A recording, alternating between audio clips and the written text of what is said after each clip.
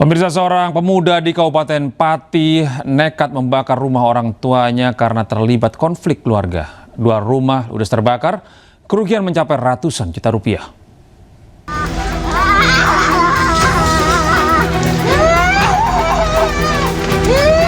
Konflik internal keluarga di Desa Sumber Agung, Kabupaten Pati membuat seorang anak laki-laki tega membakar rumah milik orang tuanya. Kejadian bermula saat terjadi cekcok antara pelaku dan orang tuanya hingga membuat pelaku emosi melakukan pembakaran rumah berjenis limasan tersebut. 1 unit mobil pemadam kebakaran langsung diterjunkan ke lokasi kejadian. Setelah melakukan aksi pembakaran, pelaku kemudian menyerahkan diri ke Polsek Jaken. Kebakaran di Dukuh Pohlanda, Desa Sumber Agung, RT 1 RW 4 Jaken. Ya, dari anggota menyampaikan bahwa kebakaran 2 rumah limasan dibakar oleh anak pemilik rumah karena konflik keluarga. Tidak ada korban jiwa dalam peristiwa ini, namun kerugian materi ditaksir mencapai 120 juta rupiah. Dari Pati, Jawa Tengah, Vindi Agil, iNews melaporkan. Pemirsa, 7 jenazah korban longsor di Kampung Pasir Kuning, Desa Pasir Langu, Cisarua, Kabupaten Bandung Barat kembali ditemukan. Hingga hari ke-11, operasi SAR ditemukan 92 kantong jenazah. Tim gabungan berhasil menemukan 7 jenazah di lokasi longsor di Kecamatan Cisarua, Bandung Barat. Selama 11 hari pencarian, hasil operasi SAR menemukan 92 kantong jenazah. Dari 92 kantong jenazah yang diterima, sudah 67 kantong jenazah yang teridentifikasi dan diberikan ke pihak keluarga.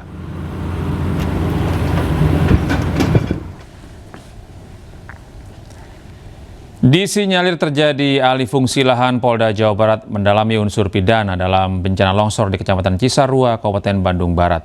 Longsor yang terjadi di kaki Gunung Burangrang menimbun lebih dari 30 rumah dan menimbulkan puluhan korban jiwa.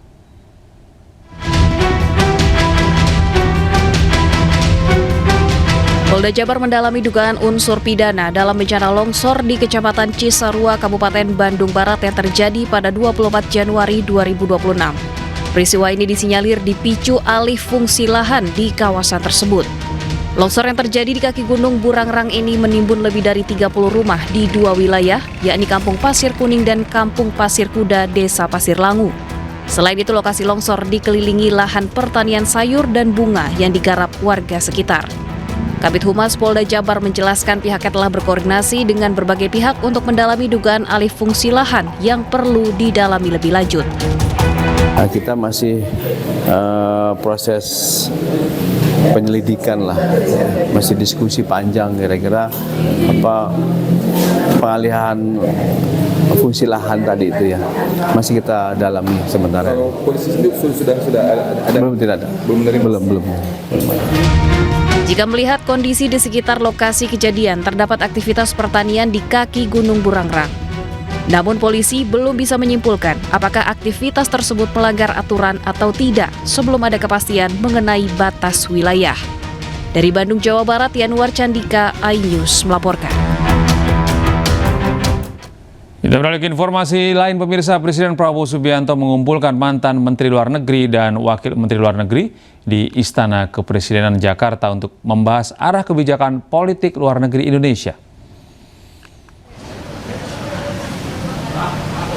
Sejumlah mantan Menteri Luar Negeri hadir di Istana Kepresidenan Jakarta pada hari Rabu. Antara lain Marty Natalegawa, Retno Marsudi, Dino Patijalal, dan Alwi Shihab.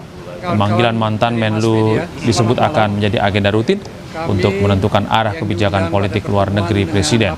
Salah satunya terkait keputusan Indonesia bergabung dengan Board of Peace bentukan Presiden Amerika Serikat Donald Trump. Selama 3 jam banyak dibahas mengenai resiko, ya, banyak dibahas mengenai opsi, banyak dibahas mengenai ranjau, ya, dan skenario-skenario yang bisa dihadapi Indonesia ke depan yang membahayakan juga ya. Nah, semua ini beliau tampung ya dan beliau respon. Nah, kesan saya adalah beliau Presiden Prabowo itu mempunyai pendekatan yang realistis mengenai ini ya. Realistis dalam arti apa? Sekarang ini memang satu-satunya opsi di atas meja adalah mengenai Board of Peace. Ya, kan tidak ada opsi lain. Dan faktanya adalah Board of Peace ini yang bagian dari solusi untuk menghentikan gencatan senjata, walaupun sampai sekarang masih dilanggar oleh Israel. Ya. Kita baru saja tadi selesai melakukan pertemuan dan saya kira ini merupakan satu rangkaian pertemuan yang akan dijadwalkan secara rutin dalam rangka menjelaskan, kemudian berdiskusi dan juga menyampaikan arah-arah politik luar negeri di mana beliau selaku kepala negara, kepala pemerintahan memegang kedaulatan penuh sebagai penentu arah kebijakan dan politik luar negeri Indonesia. Dan sesuai tadi apa yang menjadi arahan untuk menjadikan acara serupa sebagai suatu agenda yang sifatnya rutin sehingga bisa dicapai suatu pemahaman atau frekuensi yang sama tentang arah dan kebijakan pemerintah yang dipimpin oleh Bapak Presiden, khususnya mengenai arah serta kebijakan politik luar negeri. Saya kira.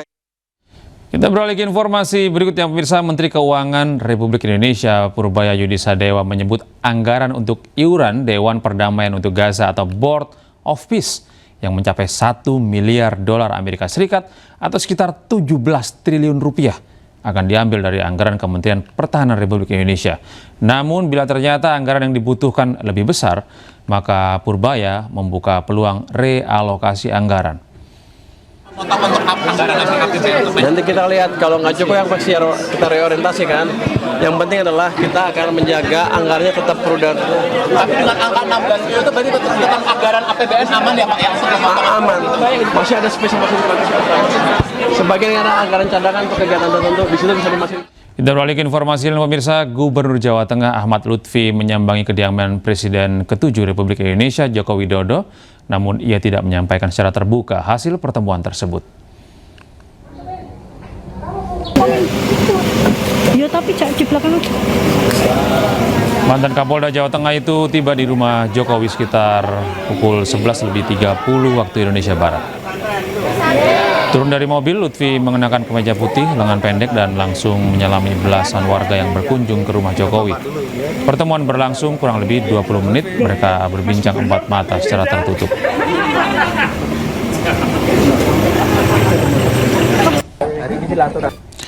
Pemirsa, suara ledakan keras mengejutkan pelajar di salah satu SMP di Kabupaten Kuburaya, Kalimantan Barat. Insiden tersebut diduga dipicu aksi pelemparan bom Molotov oleh salah satu siswa tepat setelah jam istirahat berakhir.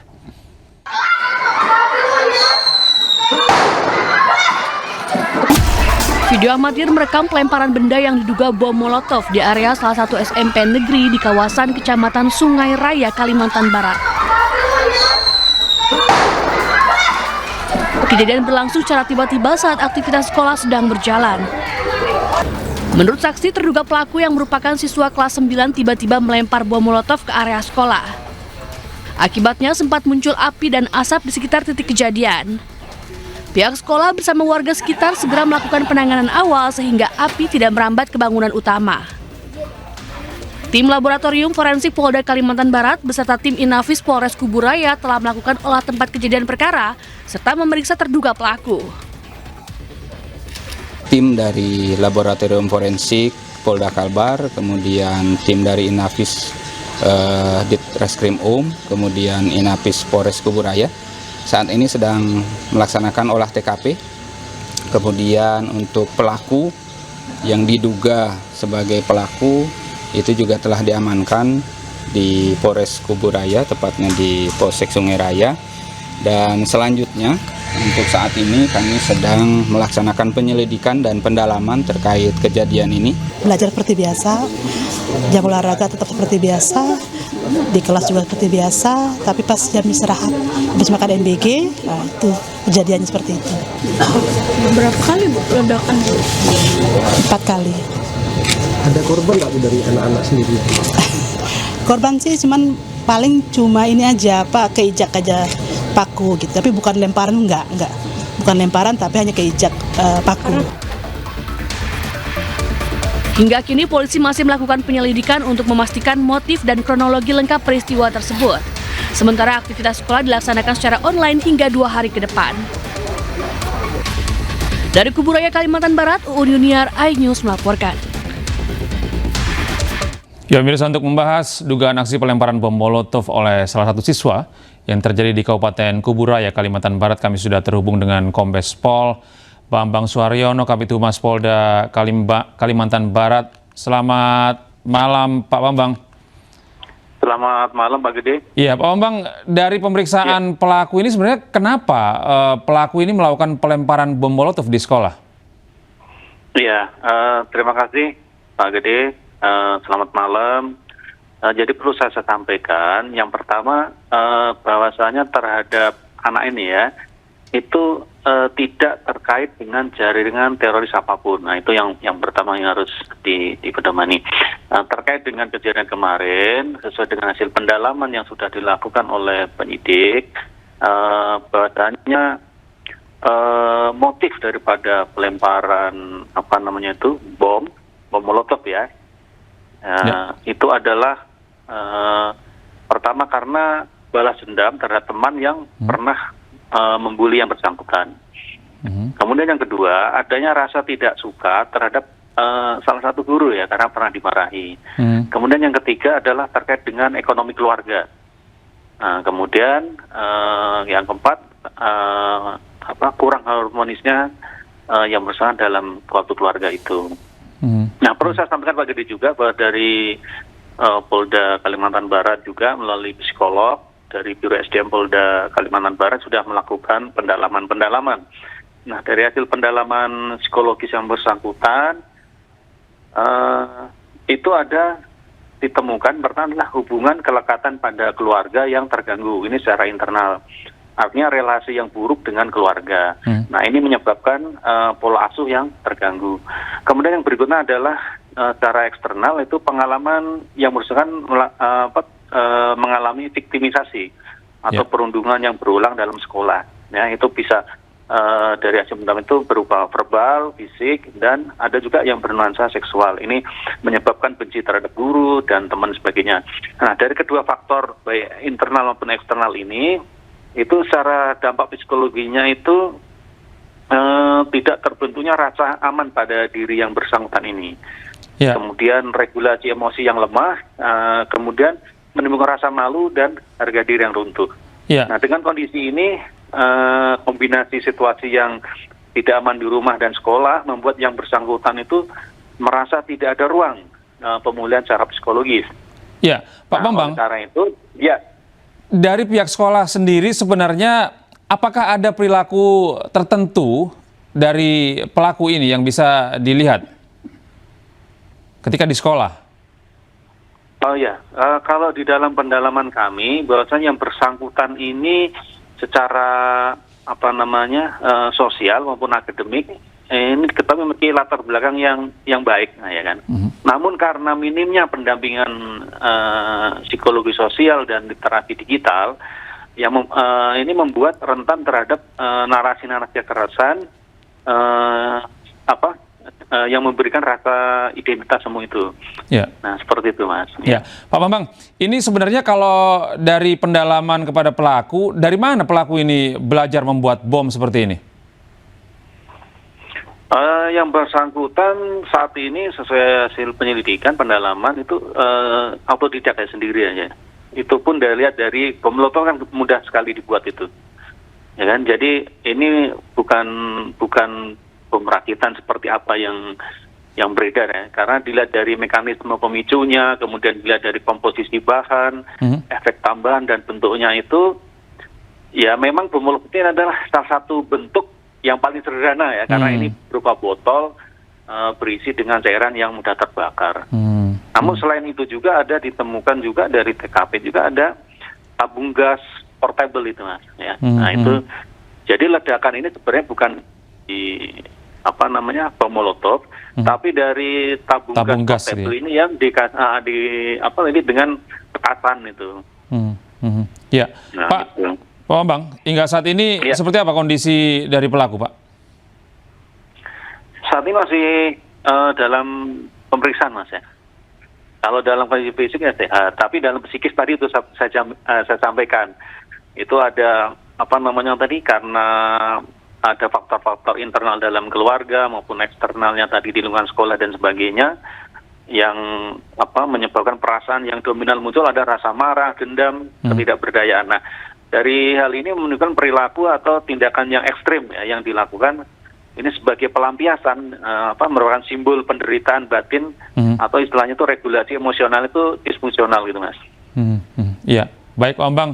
Terima kasih atas informasi pada malam hari ini dan terima kasih sudah bergabung bersama kami di iNews Malam. Selamat beraktivitas, selamat malam, Assalamualaikum. Kita beralih ke informasi berikutnya. Pemirsa, seorang siswa kelas 4 SD di Kecamatan Jerebu, Kabupaten Ngada, Nusa Tenggara Timur nekat mengakhiri hidupnya. Hal ini diduga karena tak mampu untuk membeli perlengkapan sekolah.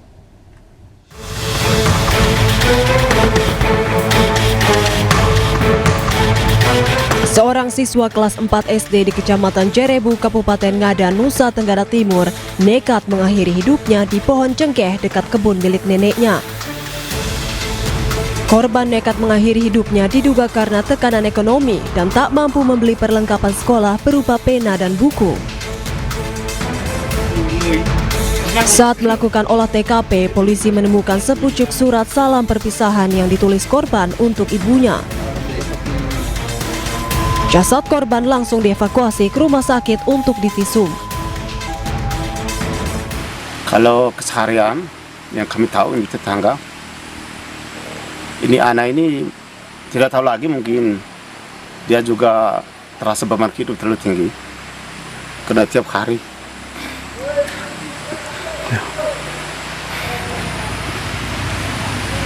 dia pulang sekolah itu lapar. Itu dia punya mama itu lepas dia tinggal di kampung, hanya dengan punya oma ini sudah tua. Sementara menurut Kepala Dinas Pendidikan dan Kebudayaan Kabupaten Ngada, Elisius Kletus Watu Ngada, pemerintah akan terus memberikan perhatian terhadap kebutuhan pendidikan para pelajar dari keluarga kurang mampu. Di kebijakan pemerintah setempat melalui visi misi Pak Bupati dan Pak Wakil Bupati di bidang pendidikan, itu juga untuk di bidang pendidikan itu ada 2 program kegiatan prioritas. Yang pertama adalah bagaimana pemerintah hadir untuk orang tua atau siswa-siswa yang di latar belakangi yang ekonomi menengah ke bawah melalui program PIP daerah. Yang berikut ada juga intervensi program kegiatan pengadaan seragam bagi peserta didik yang tidak mampu. Ia juga mengatakan kasus anak atau remaja yang mengakhiri hidupnya perlu dikaji lebih lanjut dan menjadi perhatian serius. Dari Kabupaten Ngada, Nusa Tenggara Timur, Tim Liputan iNews melaporkan. Sementara itu, Istana menyampaikan keprihatinan mendalam atas meninggalnya siswa kelas 4 SD di Kabupaten Ngada, Nusa Tenggara Timur. Menteri Sekretaris Negara Prasetyo Hadi mengatakan kejadian itu seharusnya tidak terjadi.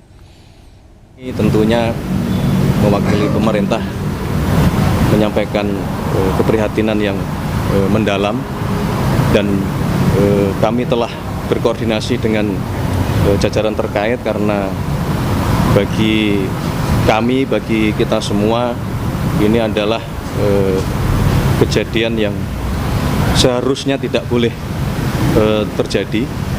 Oleh karena itulah Bapak Presiden menaruh atensi dan melalui kami meminta kami untuk berkoordinasi supaya ke depan hal-hal yang semacam ini dapat kita antisipasi. Mungkin juga kalau kemarin Bapak Presiden menggugah kita semua berkenaan dengan masalah kebersihan, kerapian dan sebagainya, maka dengan kejadian ini juga menjadi pembelajaran bagi kita. Memang barangkali kita harus meningkatkan kepedulian sosial di antara kita semua dari setiap level tingkatan. Jadi kami sudah berkoordinasi dengan Menteri Dalam Negeri, kami sudah berkoordinasi dengan Menteri Sosial untuk melakukan penanganan terhadap keluarga dan terutama memikirkan supaya kejadian ini tidak terulang kembali.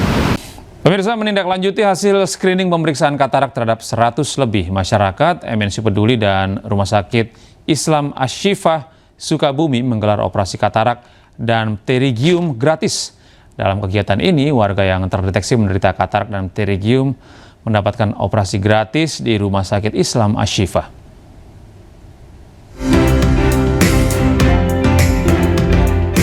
Raut bahagia terpancar dari wajah Pudin dan Nena saat akan menjalani operasi katarak gratis di Rumah Sakit Islam Asy-Syifah Kota Sukabumi, Jawa Barat. Sejak beberapa tahun lalu, kedua warga Kecamatan Caringin, Kabupaten Sukabumi ini mengalami gangguan penglihatan akibat penyakit katarak yang dideritanya, yang membuat aktivitas mereka terganggu. Kini dengan adanya operasi gratis yang digelar MNC Peduli bersama Rumah Sakit Islam Asy-Syifah, harapan untuk sembuh kembali terbuka. Ya, terima kasih MC Dokter Rumah Sakit Asy-Syifah sudah menolongi kita. Kita hidup sendiri, dia udah ada yang nolongin ya Tuhan. Alhamdulillah hari ini saya mau dioperasi mata saya katarak.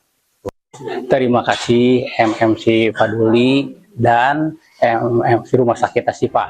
Tak hanya Pudin dan Nena, puluhan keluarga kurang mampu di Sukabumi dan sekitarnya juga mendapat pelayanan operasi katarak dan pterygium gratis yang digelar MNC Peduli bekerja sama dengan Rumah Sakit Islam Asy-Syifah.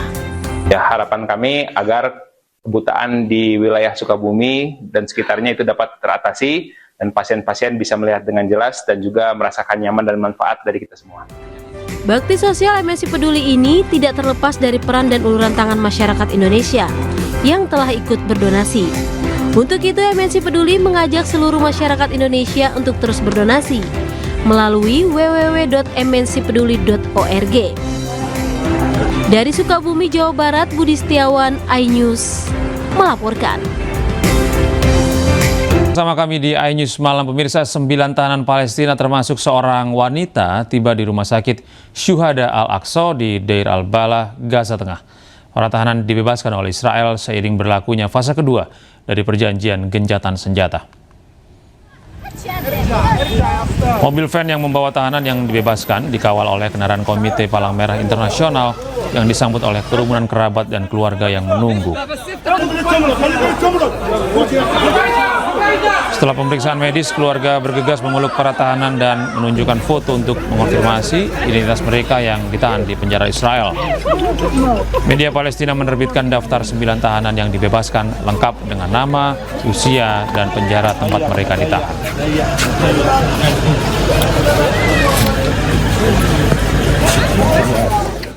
Kita menuju Cina, pemirsa. Sebuah jembatan yang sedang dibangun ambruk di Provinsi Jiangsu. Akibatnya 5 orang tewas dalam insiden tersebut.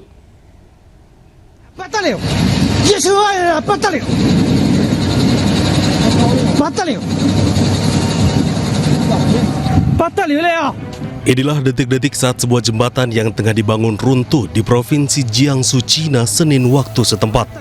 Insiden tersebut terjadi di jembatan Yugang di Yancheng, bagian dari proyek peningkatan jalur air Liansen, ketika sebagian struktur lengkung terikat runtuh selama konstruksi. 5 orang dilaporkan tewas dalam peristiwa tersebut. 2 pekerja dilaporkan berhasil ditarik dari bawah reruntuhan tetapi meninggal dunia akibat luka-luka. Sesaat setelah kejadian, tim penyelamat langsung memeriksa lokasi kecelakaan serta struktur yang runtuh. Layanan darurat dikirim ke lokasi tak lama setelah runtuhnya bangunan. Polisi, petugas pemadam kebakaran, dan tim medis menutup area tersebut dan meluncurkan operasi pencarian dan penyelamatan dengan menggunakan alat berat. 这个死亡2个，伤了3个。这个现在这个民警积极在配合，在支援抢救。上级领导十分关心，全部在这个支援抢救中。 Lalu lintas di sepanjang bagian yang terdampak ditutup untuk sementara waktu. Diketahui jembatan Yugang merupakan elemen sentral dari peningkatan jalur air Liansen, sebuah proyek yang dirancang untuk menciptakan koridor pelayaran pedalaman utara selatan.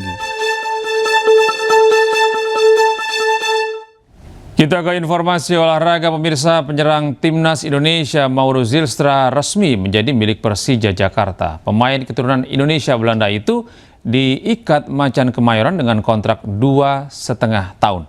Dan pemirsa, informasi ini sekaligus menutup jumpa kita dalam program iNews Malam. Temukan selalu informasi-informasi terbaru kami lainnya di www.inews.id. Cuplikan tayangan berita iNews juga dapat Anda saksikan di kanal YouTube @official_iNews. Saya Gede Satria, pamit undur diri. Terima kasih atas kebersamaan Anda. Tetap sehat, tetap semangat, selamat beristirahat, dan sampai jumpa.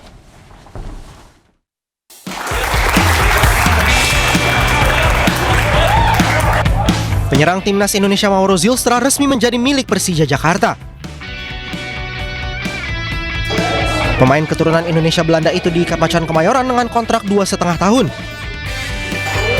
Usai resmi berseragam Persija, Zylstra tidak membuang-buang waktu dan langsung ikut berlatih dengan tim di Persija Training Ground, Depok, Jawa Barat.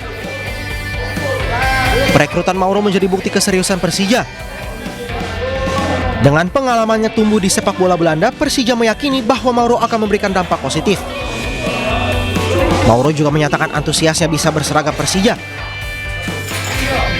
Baginya memperkuat Persija menjadi tantangan baru dalam perjalanan karirnya. Mauro sendiri berpeluang debut saat Persija menghadapi Arema FC pada 8 Februari 2026.